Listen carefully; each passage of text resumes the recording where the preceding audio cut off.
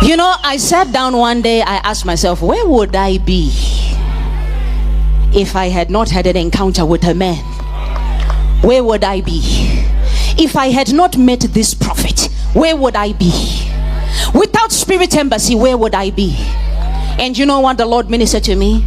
He said, you would have been long dead, 6 feet under. I am convinced of this. Long dead. My own personal testimony, remember what I was saying, that the man of God taught us to follow a revelation and not a man. I have a testimony where I was being driven from London. You guys know part of my testimony. I was being driven from London, and he has his own side of what was happening. While mine was happening, something was also happening on his side. So I won't go too much into that one. And so we had just finished a trip to Israel. And then I went to minister in the London branch, and he came here. And while I finished the service in London, I decided I'll get a ride from our pastor and his wife. They had a brand new BMW. And so I was in the car. They said, Mom, we would like to, please, we'll take you home in our new car. I said, no problem. We live same neighborhood. So I sit in the back of this 2-door, brand spanking new, silver BMW. She was shiny. She was pretty. My petrol heads will know. You see, I don't personally like BMW, but that one was really nice. And so a Mercedes-Benz. Anyway, don't worry, it's like Caps, Highlanders kind of thing. Caps or Dynamos, you know, you choose one. You can't have both. All right? So that's where I am. And so I was sitting in the back of that car, and we were driving on the motorway. And then I fell asleep.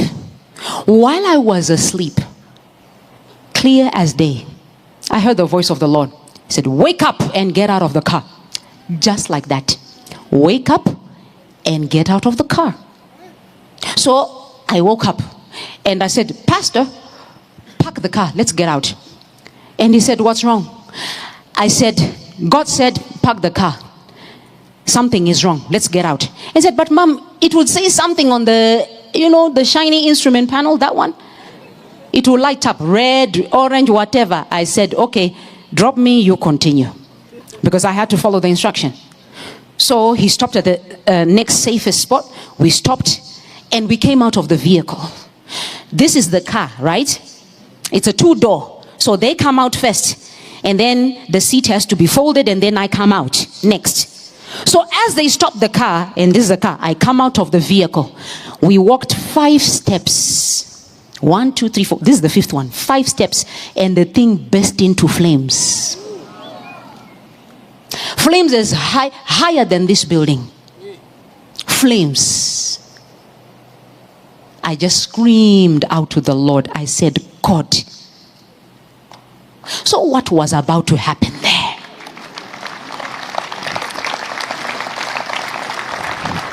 There is something that God placed in our church. There is power that you and I possess as Christians by right. The fact that we are born again, that makes us extremely valuable to Him. Each and every one of us here, we are valuable to Him. Right now you were crossing the road. How many opportunities did you have of being run over? Just today alone. How many? Anything could have happened. Do you know that if a cockroach crawls into your ear and goes somewhere inside your head, you are done for?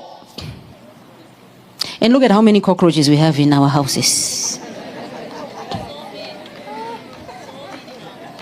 I'm telling you, it's a serious thing. How come in the whole life of you, nothing like that has ever happened? You see, this God, we say, God has never done anything for me. Oh, do you want Him to now remove His hand so that you really see? Once He removes the umbrella, that's when you want to feel the raindrops. God has done so much for us. So much. The things that we know and the things we don't know. And the things we don't know are more than the things we actually know. When we say we are having a Thanksgiving service, some will say, it's just Thanksgiving. Prophetic service, right? Guys, let's go. Everyone in this house. You sit corner, corner, corner. At least one of us every section for the chances to increase for the men of God. Today we are not passing by. It's Prophetic Sunday. Thanksgiving. Or say prayer service. Half the church shows up. You are still playing. You don't know what this God has done for you. You really don't. I said, you really don't. You have every reason to thank him. We have so much to be grateful for. We have so much to praise him for. I lived that day when I was supposed to die.